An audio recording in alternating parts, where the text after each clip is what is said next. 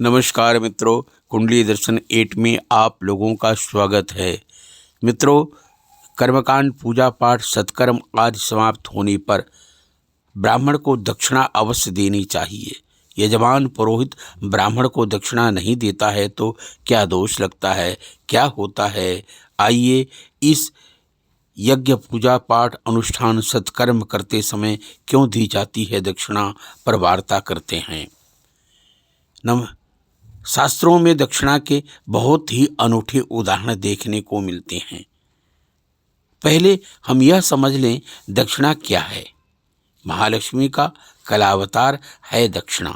देवी दक्षिणा महालक्ष्मी जी के दाहिने कंधे अंश से प्रकट हुई हैं, इसलिए दक्षिणा कहलाती हैं।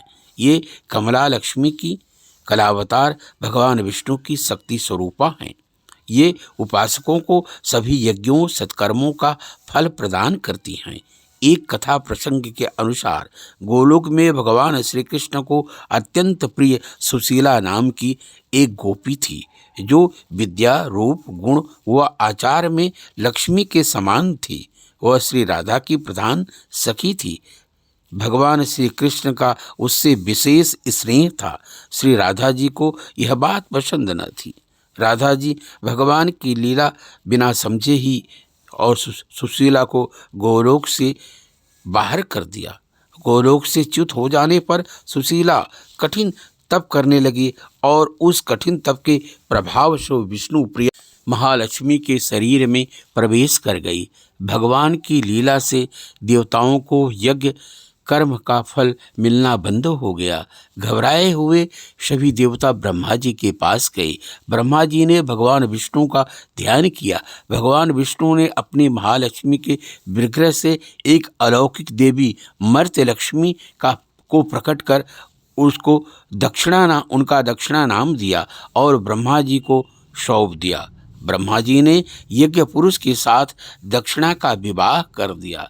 देवी दक्षिणा के फल नाम का पुत्र हुआ। इस प्रकार भगवान यज्ञ अपनी पत्नी दक्षिणा व पुत्र फल संपन्न होने पर कर्मों का फल प्रदान करने लगे।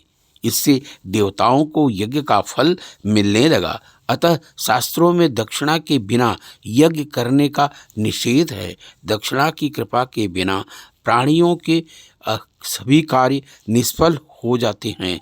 ब्रह्मा, विष्णु, महेश व अन्य देवता भी दक्षिणा के विहीन कर्मों का फल देने में असमर्थ रहते हैं।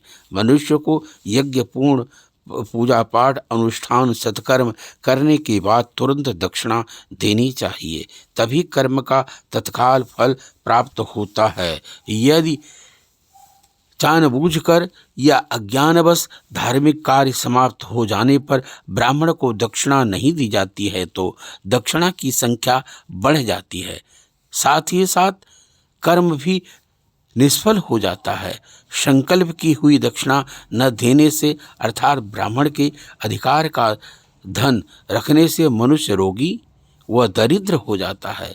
उससे लक्ष्मी, देवता और पितर तीनों ही रुष्ट हो जाते हैं।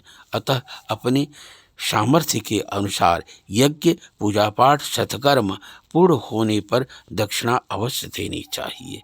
मित्रों, अभी आप लोगों ने सुना यज्ञ, पूजा पाठ करते समय क्यों दी जाती है दक्षिणा। अच्छा लगा हो तो लाइक, सब्सक्राइब करें। धन्यवाद।